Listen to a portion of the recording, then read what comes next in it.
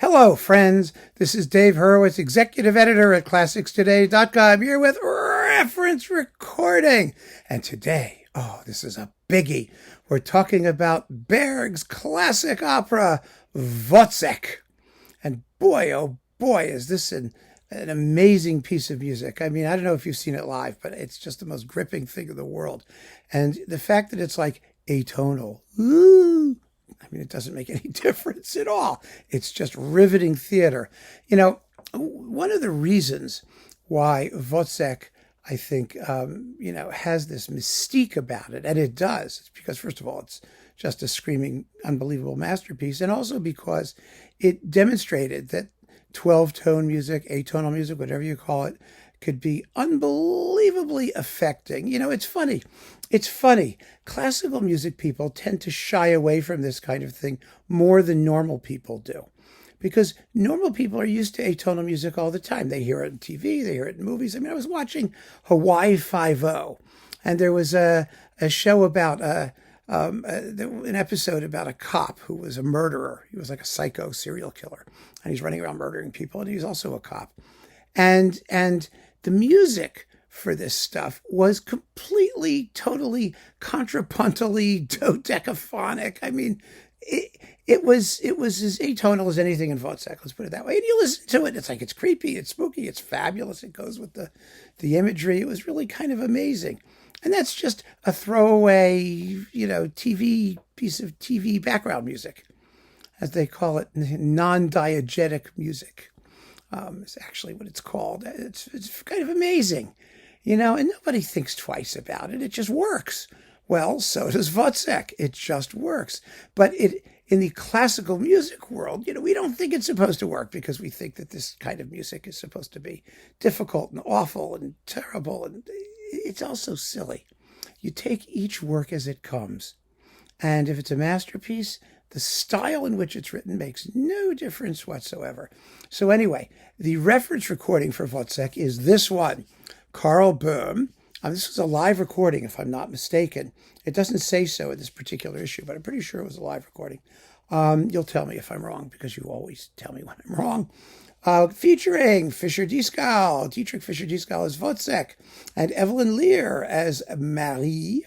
And Fritz Wunderlich is in here. He's Andras and Gerhard Stolze. It's the Deutsche Oper Berlin. It's an amazing cast, and it's a fabulous performance. And really, it was recorded in 1965. And before this, there was really only one other complete version, which was the Metropolis, which was in mono with Eileen Farrell and Mac Harrell, I believe. And it was, you couldn't get it. I mean, it went out of print within, seconds. And I remember seeing it, as a budgie reissue. It was in mono, like I said, and then it came out on CD. And it's a very fine performance, but it never had anything like the distribution or the cachet that this one did, particularly because of the principal singers. And I first heard this recording in high school in a music appreciation class. We all had to take music appreciation. Remember those textbooks, Making Music Your Own and all that stuff? It was something in a series like that. And one of the things in the textbook that we had to listen to was the third act of Wozzeck. And boy, is it gripping. The third act is a series of inventions. Invention on a rhythm, invention on a chord, invention on a note, things like that. And it was just the most intense thing I'd ever heard in my life. And it was fabulous.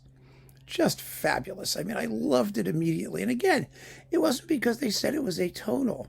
It was, but there was a certain mystique about it. That this was like the modern opera. This was the thing that was supposed to show us what modern opera was supposed to be. It was a story about, down and out nobodies. There were no like kings and queens or mythological characters or magic or fairy tales or anything like that. It was a poor slob getting driven insane by medical experiments with his hooker girlfriend, and they have a kid, and it's all about the suffering of poor, miserable, everyday people. And and this was modern opera in the 1970s. I mean, it was really verismo, real life stuff, real life people. So it was relatable. And the music was just so wonderfully alienating. I mean, it's so perfectly suited the what was happening. But like a lot of works of musical primitivism, the sordidness and the ordinariness of the story was at every point, how do I say it, framed, distanced, empowered by the incredible sophistication of the musical means used in its description. And this was the only show in town. It was the reference recording because it was the only show in town. And also because it's a great performance of Wozzeck.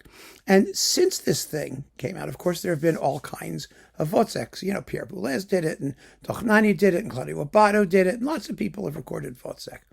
And it's no longer as unusual as it was, as it used to be. But I also think that part of the reason this was the reference and remains the reference, quite frankly, is because you can never go back.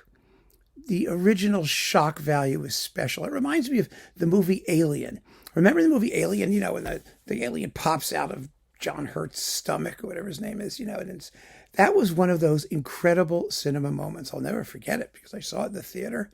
And, everybody simultaneously jumped. Everyone just went, ah! And after that movie, and the other Alien sequels and some comedy takeoffs and things, they had aliens popping out of people's stomachs all over the place. And nobody cared.